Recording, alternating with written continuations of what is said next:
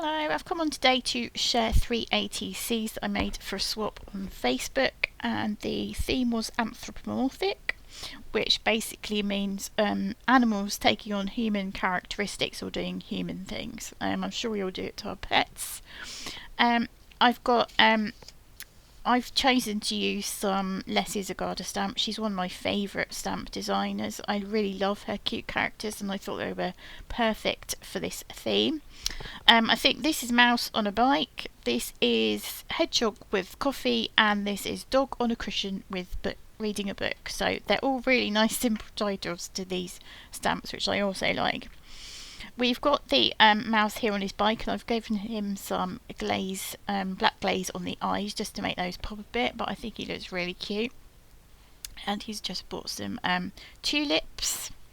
And then we have the hedgehog with the coffee, although I like to think he's drinking hot chocolate because I don't drink coffee. He's in his garden, so I've noticed there's a few mushrooms in our garden at the moment, a few sort of small toadstools, so I've added one of those in. And a few spring flowers and this blossom as well, because we've got a lot of blossom appearing around our streets now as well. And I've added some black glaze to his eyes and his nose. I do seem to be a little bit obsessed with my black glaze pen at the moment.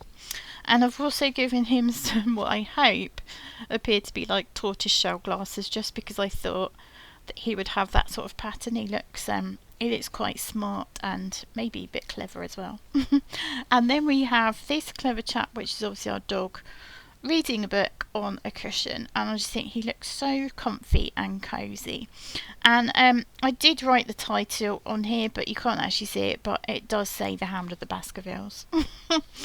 He's also got glaze on his nose and eyes as well. Thank you so much for watching. Please leave me a thumbs up and a comment. I love to read them, and until next time, cheerio.